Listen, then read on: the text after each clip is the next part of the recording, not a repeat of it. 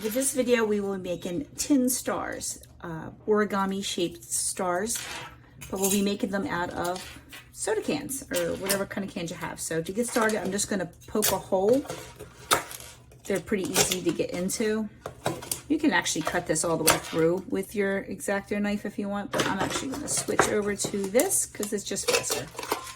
I'm just gonna go as close to the edge as I can, all the way around. And these cans cut pretty easy. They're not too hard to cut. And then I'm gonna go up the center and around the top. Now do be careful. It can slice you. I mean, it's not super razor sharp. They're pretty thin and cheap material, but this is definitely something I wouldn't do with little kids. I would do them maybe if you're homeschooling, maybe with middle schooler on up. If you're doing like an arts and craft with homeschool. I'm sorry, I'm talking and it's squeaking all over on you. Let me just get this done. And go back from the other side, make it a little easier for myself. Can trash those. So yeah, I definitely wouldn't do it with this with real little kids, but you can do it with middle schoolers or for yourself. All right, and I'm just pushing this flat out. You can iron this down and get it like a nice piece of flat sheet metal. I'm not going to bother with that. I don't mind doing it this way. I'll just tape my stencil down. So the stencil I have for myself is a 3.5 inch star from point to point. It's 3 inch star. It's a 3 inch star. And you're gonna lay your star down where you want it. I want the words in there. I like the look of this raspberry, this black raspberry. So I'm actually gonna do it here. So I think I want some of this color in here too. Now I'm gonna tape my stencil down. It will move on you. Whether you think it won't or not, it's gonna move on you. I'm just gonna do a light trace around the star. And because this tin is slippery, whatever marker you use, it'll wipe right off. It doesn't stay on. Just a little wet paper towel and it'll come right off. Well, that's gonna be hard to see, but that's it, we'll get it. And let me lift up my star piece so I can get the rest of this. So that I know I got me a nice point here. Okay, and then we're just gonna cut it out. And cutting it out, I'm just using regular old scissors. I'm just gonna cut some of this away just so it's easier for me to handle. Just regular plain old scissors, cut right through this, super easy.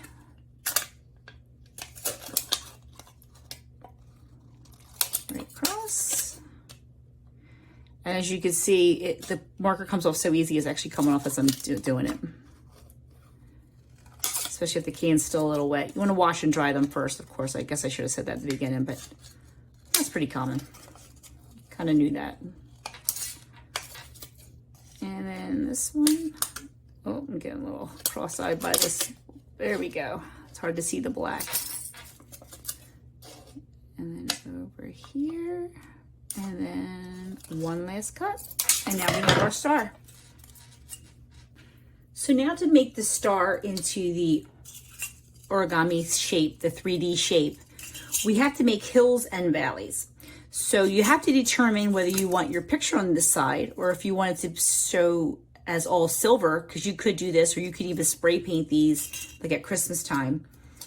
You want to do the groove. So if you want this to fold out, I'm sorry, the words on the top, you want the hills to be on the inside. So what I'm going to do is take a ruler or a flat edge of any sort, and I'm going to put it right along the point to the point here. Now, I'm not going to make this line all the way across, but this is how I'm determining that my line is straight. If I know it's going from there to there, it's straight, but I only want to go to the middle.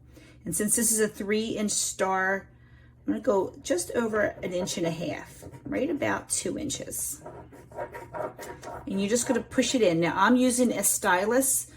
It's a scoring tool. You use it to make cards. But if you don't have a stylus or a scoring tool of any sort, you can use a pen that ran out of ink or something like that. Anything that's like a pointy edge to it.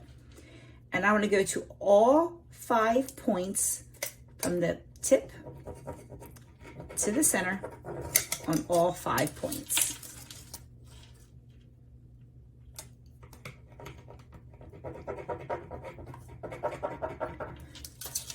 That's 3.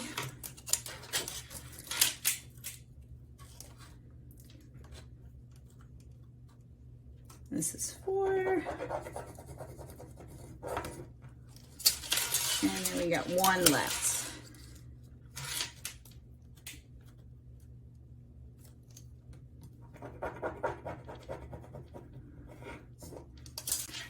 And now to make the valleys, we are going to go from this shorter end to the center on the opposite side. I'm going to really rub it in there. And now they're going to fold up, whereas these fold down. And that's how we get our shape. Another one. I'm trying to stay in focus, but it slides all around on me.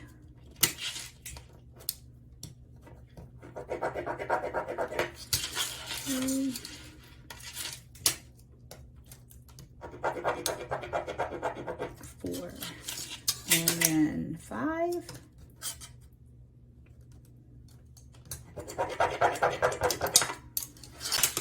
Okay, and now to make our shape, we're going to bend them the direction we folded them. So these get bent down and those get bent up. Down, up, down, up. You get folded down, fold it up, down, and now you have a star. And you can see just from working with it, all the marker has gone away. It must be on my hand, but that's all right. And there you have a star. You put a little hole in it. I use this Crafter copper wire. It's 26 gauge cable. And that's how I made my top, but you don't have to. You can use ribbon, string. But another thing I want to show you that this does, this is very easy to cut, like I said. So easy that I have a hole puncher that I use for other crafts, card making, and you may have one of these. It cuts right through this. So if you want, you can make yourself little rings, circles, as many as you want. And with that, you can make a mobile, kind of like this one. So I did, this was one of those seltzer cans. And I made sure I got Sea Isle on it, the guys who make it. This is kind of, oh, is that better in your view? So it's the guys who make it. It says Sea Isle, spiked peach tea. And this is another one. These are all different pieces of the can. So this was the top of the can, and then this was the flavor of the can. I wanted some of the blue spots, so whatever looked good to me is what I grabbed. And just a quick little warning, they do get addictive. You start doing different sizes. I did the 2 different sizes. And then I even went to doing a butterfly. How cute would these look like on your plants outside?